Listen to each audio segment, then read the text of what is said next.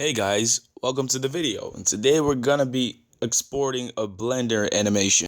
So this is Blender 3.4. I got my animation already, so I'm not gonna worry about that. I'm actually more concerned about the exporting, so let's get right into that. First, you gotta click on Output Properties, make sure that's 100. We go to Frame Rate, select 24. You can choose to select any one of them, but 24 frames per second is gonna give your animation that cartoonish look. Though we still got a lot of them. We got 30, we got 60, anyone that's fine for you, depending on what you're trying to do. Now, the end frame. This is like the most important part of the whole exporting process. Okay, look, I'm gonna play the animation and then we're gonna watch to see which frame the animation ends. Okay, I've hit play already. As you can see, it's a really short animation. It's gonna end soon. Almost finished. Okay. And gotcha. The avatar stopped moving, so that's our last frame. Let's go back and check. 116, 170. Look, you see how the avatar stopped moving after 116?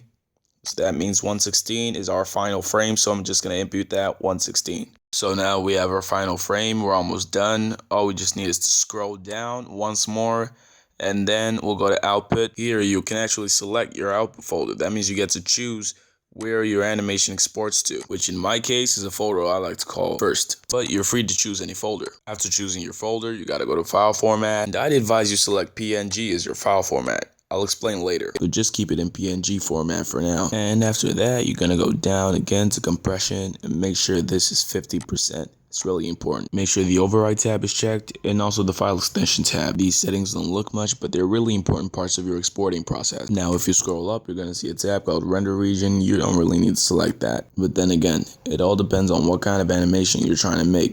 Well, we're pretty much done here, so I'm just gonna go to render and click render animation. Yeah. So after that, you should be able to see the frames from our animation in a while. Yeah, there it is. And as you can see, Blender is registering each frame one after the other. And we're gonna piece these frames together later. A few minutes later. Okay, the frames are almost done rendering. I'm just gonna open up Adobe Premiere. This will only take a second. And there it is. Also, I'd advise that if you don't have Adobe Premiere Pro installed on your PC, I think this is a great time to download it. The download link is down in the comment section below. You should check that out at the end of the video. So after creating the new project, you go to File, Import, and we're going to import one of our pictures. We got to go to our folder where we saved it.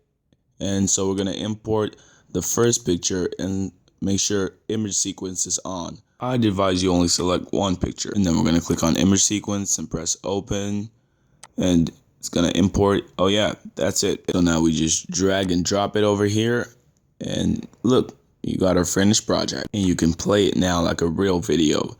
And as you can see, the animation is faster and much smoother than it was in Blender. So now we just got to go to File, click on Export. We're exporting media, and we should have an export screen right about here. So your new format is H.264. Make sure that's H.264. You can choose to activate any one of these settings. It's not going to mess with the project. Anyways, now you got to click on export, and you might have to wait a little or a lot depending on how big your animation is. Mine isn't too big though, so it's almost done exporting. And the file path of your newly exported animation will be shown briefly. So now we're just going to go to Documents, Adobe Premiere Pro, and the version you're using, which for this video was 15.0. So you just go to 15.0. Click on your folder and you'll see the video. And here it is, our animation. Even though I made a few tweaks during the exporting process, you can still see that everything is complete. Our avatar, her movements, everything.